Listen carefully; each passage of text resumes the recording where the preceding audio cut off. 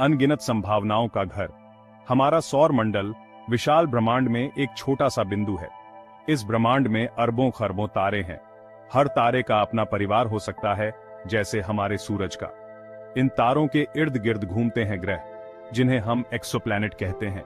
इन exoplanets में से कुछ पृथ्वी जैसे हो सकते हैं। क्या इन पर जीवन संभव है?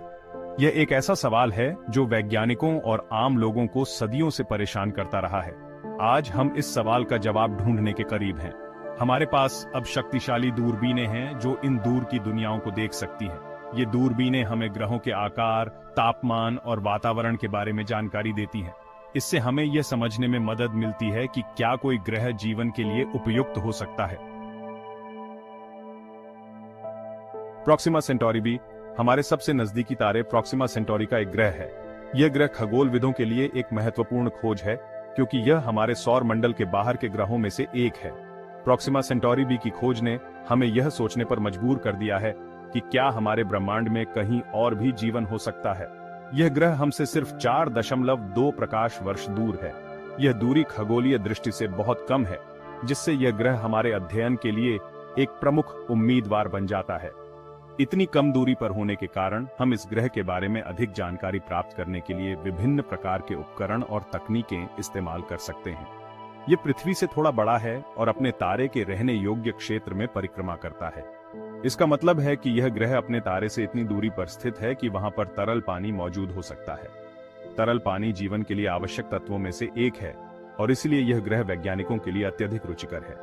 रहने योग्य क्षेत्र वह दूरी है जहां किसी तारे से आने वाली गर्मी तरल पानी के अस्तित्व के लिए एकदम सही होती है। यह क्षेत्र जीवन के लिए अनुकूल परिस्थितियों का संकेत देता है। अगर प्रॉक्सिमा सेंटोरी भी इस क्षेत्र में है तो वहां जीवन की संभावना बढ़ जाती है। पानी जीवन के लिए सबसे महत्वपूर्ण तत्व है। बिना पानी के जीवन की कल्पना करना मुश्किल है। इसलिए वैज्ञानिक यह जानने के लिए उत्सुक हैं कि क्या प्रॉक्सिमा सेंटोरी बी पर पानी मौजूद है। इसलिए प्रॉक्सिमा सेंटोरी बी पर जीवन की संभावना को लेकर वैज्ञानिक बहुत उत्साहित हैं। वे इस ग्रह के बारे में अधिक जानने के लिए विभिन्न प्रकार के अनुसंधान और मिशन की योजना बना रहे हैं।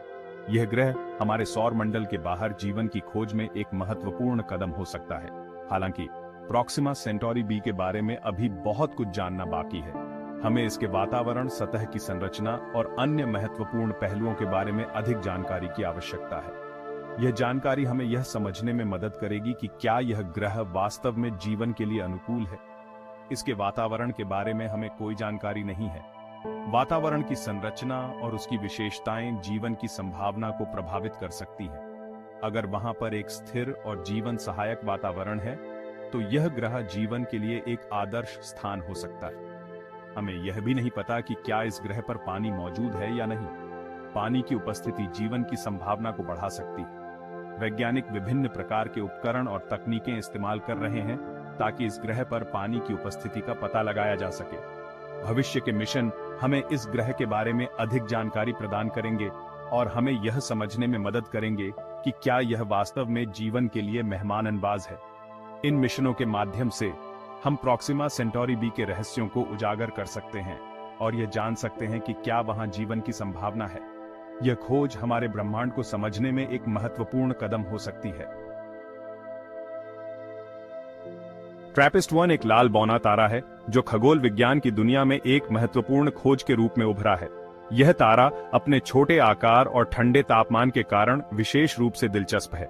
यह तारा हमसे लगभग 40 प्रकाश वर्ष दूर स्थित है, जो खगोलीय दृष्टि से अपेक्षाकृत निकट है। इस दूरी के कारण वैज्ञानिक इसे आसानी से अध्ययन कर सकते हैं और इसके बारे में अधिक जानकारी प्राप्त कर सकते हैं। ट्रैपिस्ट-1 की खोज 2016 में हुई थी और इसने खगोलविदों के बीच एक नई उम्मीद जगाई। इस तारे की खोज ने हमें यह समझने में मदद की कि हमारे सौर मंडल के बाहर भी कई रहस्यमय और अद्भुत चीजें मौजूद हैं। ट्रैपिस्ट-1 के चारों ओर 7 पृथ्वी के आकार के ग्रह परिक्रमा कर रहे हैं। ये ग्रह अपने छोटे आकार और तारे के करीब होने के कारण विशेष रूप से दिलचस्प हैं। इन ग्रहों की खोज ने खगोलविदों को यह सोचने पर मजबूर कर दिया कि क्या इन ग्रहों पर जीवन संभव हो सकता है। यह खोज खगोलविदों के लिए एक बड़ी सफलता थी।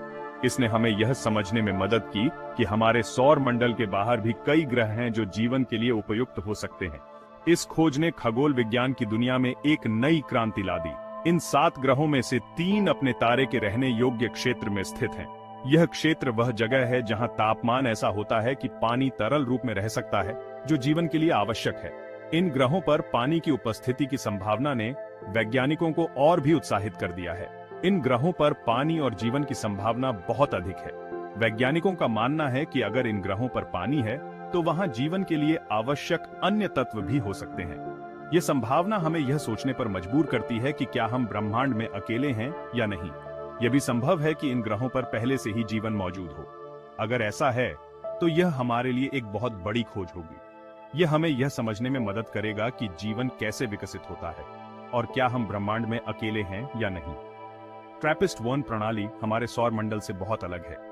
इसके ग्रह अपने तारे के बहुत करीब परिक्रमा करते हैं, जो हमारे सौर मंडल के ग्रहों से बहुत अलग है। यह अंतर हमें यह समझने में मदद करता है कि ग्रहों की प्रणाली कितनी विविध हो सकती है। सातों ग्रह अपने तारे के बहुत करीब परिक्रमा करते हैं। यह निकटता उन्हें एक दूसरे के गुरुत्वाकर्षण प्रभाव में रखती है, जिससे उनकी कक्षाओं में स्थिरता बनी रहती है। ये एक अद्वितीय प्रणाली है जो हमें ग्रहों की गतिशीलता के बारे में नई जानकारी प्रदान करती है। लेकिन चूंकि ट्रैपिस्ट-1 एक ठंडा और मंद तारा है, इसलिए इसके ग्रहों पर तापमान अपेक्षाकृत कम होता है। यह तारा अपने कम तापमान और मंद प्रकाश के कारण विशेष रूप से दिलचस्प है। इसलिए इसके रहने योग्य क्षेत्र हमारे सूरज के मुकाबले बहुत करीब है। यह निकटता इन ग्रहों को जीवन के लिए उपयुक्त बनाती है, क्योंकि यहाँ तापमान और अन्य परिस्थितियां जीवन के लिए अनुकूल हो सकती हैं। ट्रैपिस्ट-1 प्रणाली जीवन की खोज के लिए एक आदर्श लैब है। यहाँ के ग्रहों की विविधता और उनकी अनूठी विशेषताएं वैज्ञानिकों को जीवन की खोज के लिए नए अवसर प्रदान करती है। यह प्रणाली हमें यह समझने में मदद करती है कि जीवन कैसे विकसित हो सकता है और क्या हम ब्रह्मांड में अकेले हैं या नहीं। भविष्य के मिशन हमें इन ग्रहों के बारे में और अधिक जानकारी प्रदान करेंगे। ये मिशन हमें यह समझने में मदद करेंगे कि इन ग्रहों पर जीवन के लिए आवश्यक तत्व मौजूद हैं या नहीं। इसके अलावा ये मिशन हमें यह भी बताएंगे कि क्या इन ग्रहों पर पहले से ही जीवन मौजूद है, और हमें यह समझने में मदद करेंगे कि क्या ब्रह्मांड में हम अकेले हैं। ये खोज हमें यह सोचने पर मजबूर करती है कि क्या हमारे सौर मंडल के बाहर भी जीवन संभव है। ट्रैपिस्ट-1 प्रणाली हमें यह समझने में मदद करती है कि जीवन के लिए आवश्यक तत्व कितने व्यापक हो सकते हैं और क्या हम ब्रह्मांड में अकेले हैं या नहीं। केपलर 400b को अक्सर पृथ्वी 2.0 कहा जाता है। यह नाम इस ग्रह की पृथ्वी से अद्वितीय समानताओं के कारण दिया गया है। वैज्ञानिकों ने इसे एक संभावित दूसरी पृथ्वी के रूप में देखा है, जो हमारे सौर मंडल के बाहर जीवन की संभावना को दर्शाता है। यह ग्रह पृथ्वी से लगभग 60% बड़ा है और अपने तारे के रहने योग्य क्षेत्र में परिक्रमा करता है। इसका मतलब है कि यह अपने तारे से इतनी दूरी पर स्थित है कि वहां पर तरल पानी मौजूद हो सकता है, जो जीवन के लिए आवश्यक है। इसका तारा हमारे सूरज से थोड़ा बड़ा और चमकीला है। यह तारा, जिसे केपलर 452 कहा जाता है, हमारे सूरज की तरह ही एक जी टाइप स्टार है, लेकिन यह लगभग 1.5 अरब साल पुराना है। इसका मतलब है कि यह तारा अधिक परिपक्व है और इसके ग्रहों पर जीवन के विकास के लिए अधिक समय हो सकता है। केपलर 405b हमसे लगभग 1400 प्रकाश वर्ष दूर स्थित है।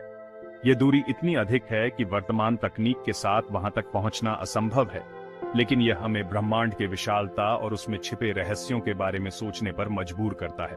यह ग्रह चट्टानी है और इसकी सतह पर तरल पानी होने की संभावना है। वैज्ञानिकों का मानना है कि अगर वहां पानी है तो यह जीवन के लिए एक महत्वपूर्ण संकेत हो सकता है।